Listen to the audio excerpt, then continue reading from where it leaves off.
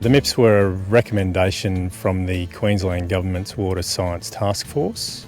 The idea behind them was to what we call turn up all the dials, to see if we threw a significant amount of money at a catchment and we targeted multiple activity areas, whether or not we could affect a broader change at a faster rate.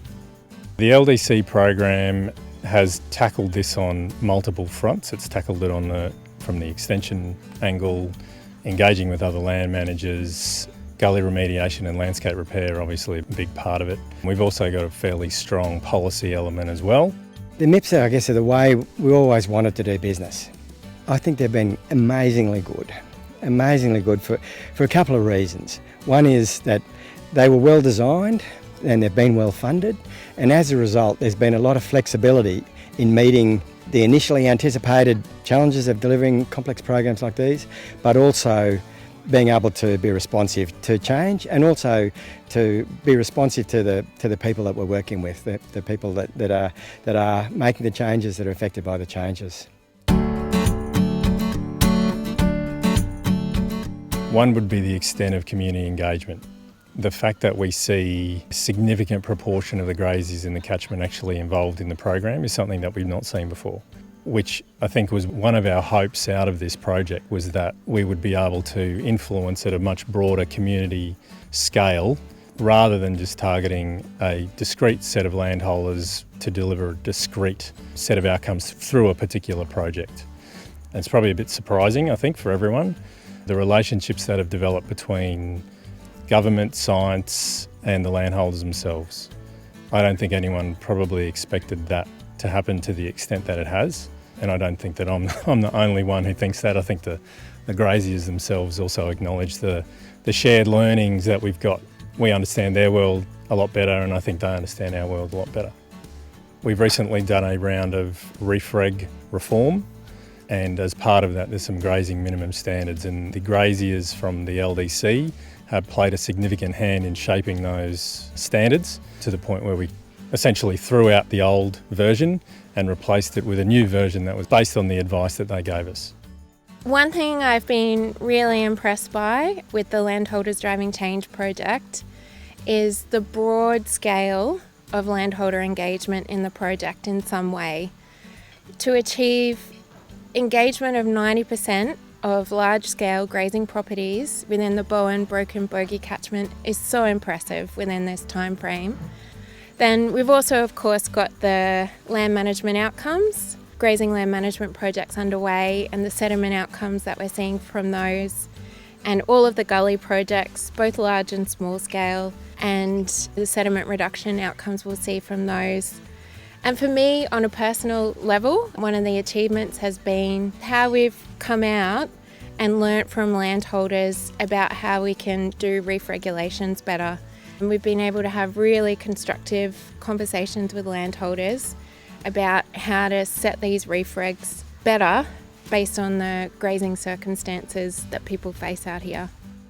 One has been what we call the human dimensions. Working with people, getting confidence and trust has been more important than I think any of us thought at the beginning or from outside. So there's been a lot of focus on, is the science right? Is the analysis biased in some ways? And so letting landholders be involved in the water quality sampling so they could see for themselves what the results were and get an understanding of that process.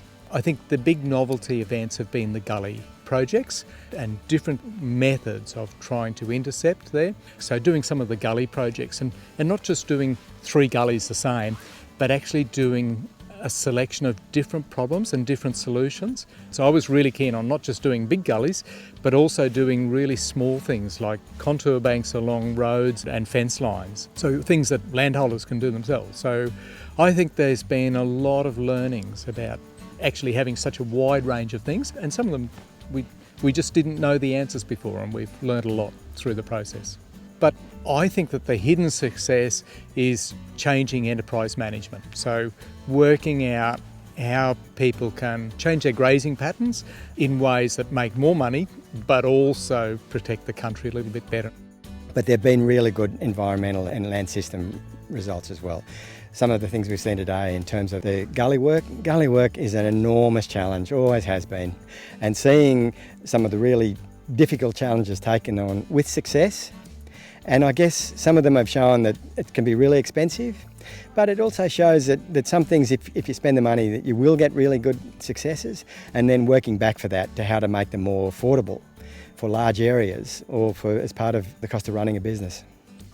The involvement of government people with the whole process, both at the catchment level and also in the oversight level. The people who are responsible for the funding and the policy are actually out there in the paddock, working with landholders, having a look, watching innovation happen, and then going back and convincing their masters that this is a good model to follow. And I think that's one of the other big positives. What we need to do now is take this model, take the positives out of what has happened here, and the wet tropics as well, take those good things and encourage government to be able to use this model in the future to improve land management practice. Also, just encourage landholder involvement to be involved in those practices. The biggest challenge is 3-year funding cycles, and it just never worked. We have staff that come into the area, they get to know the producers get to know them, and then the funding runs out and that person moves on and we've got to start again. I think with the bigger gully projects, getting the approvals processes and the planning in place, that took more effort and time than was expected. It's been difficult, I think, to get all the materials cheap enough, getting contractors at the right time, a lot of coordination type of challenges. There's been widespread involvement of different landholders, a lot of different landholders involved. But I think it's been a really big effort to achieve that. I think that's been a challenge. It's been successfully met, but it hasn't been easy. And I think it's always going to be hard to get a lot of involvement, a lot of participation, and that's going to be an ongoing challenge. There have not insurmountable ones. When you bring people together from different backgrounds with different experiences and you bring them collectively into one forum to work under one project, there's always going to be a little push and pull. I think that's probably a bit more pronounced in a project like this where you're working directly with landholders who are very used to making quick decisions, their own decisions, and then acting on those decisions quite quickly, versus our world, government world, which is, it's not as fluid, it's not as free, there's a lot more process. So I think that they probably get a bit frustrated with our world. There's challenges around expectations. But as the project's matured and those relationships have matured, I think there's a lot better understanding of everyone's position. For us, it's a challenge to get up here and come to all the meetings and the workshops, but we've invested the time and the effort to do that because we see that it's worthwhile. One of the biggest challenges that I've probably faced has been managing expectations around what this project can deliver and how quickly it can deliver outcomes. But we're now sort of at the end of this phase of the project. It's just been the time. I think a lot of people have expected outcomes faster, but we got there in the end. The single biggest challenge is how long it takes, because we're working with nature. And nature isn't sort of a transaction. It's actually understanding how nature works, how the landscape works, and then making adjustments so that harm that may have been occurring to the landscape can be healed, but also so that productivity can be enhanced while maintaining the health of the natural system.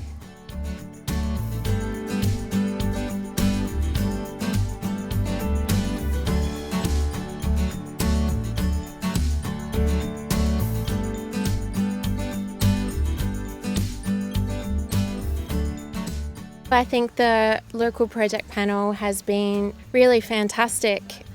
We've got Queensland Government, so we've got OGBR, DAF, we've got science reps, we've got local government, and then a range of graziers all discussing issues, contributing their ideas, and that influences where this project goes, and I think it's been fantastic.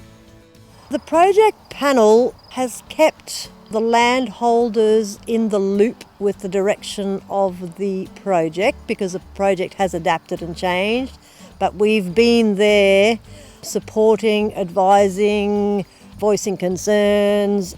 All project panel meetings aren't sweetness and light, which is how it should be, but we feel safe and comfortable to say, hey, this doesn't feel right. And we've helped keep the integrity of the Landholders Driving Change title by being there. There's been more traditional wire and water projects, but there's been all this other community building, ideas sharing that's been possible through things like the Learning Hub, like the cluster groups, social gatherings, social events have been really important. We've just had a visit from the steering committee that oversees the two MIPs, and to build relationships with those guys from the city is super important. I feel that it's really given graziers a voice. We've been seen, we've been heard, we've been listened to, and we've built relationships that are going to continue for all my life anyway. And it's pretty hard to put a price or a value on that. So, yep, absolutely, thumbs up from me.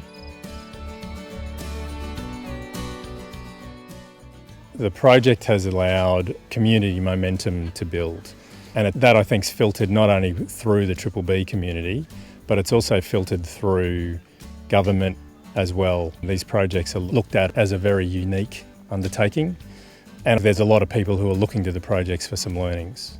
The fact that we're tackling it on a biophysical front, we're tackling things on a social front, we're hoping we're going to come out of this with a new set of information, new set of data that's going to inform how we move forward in the future.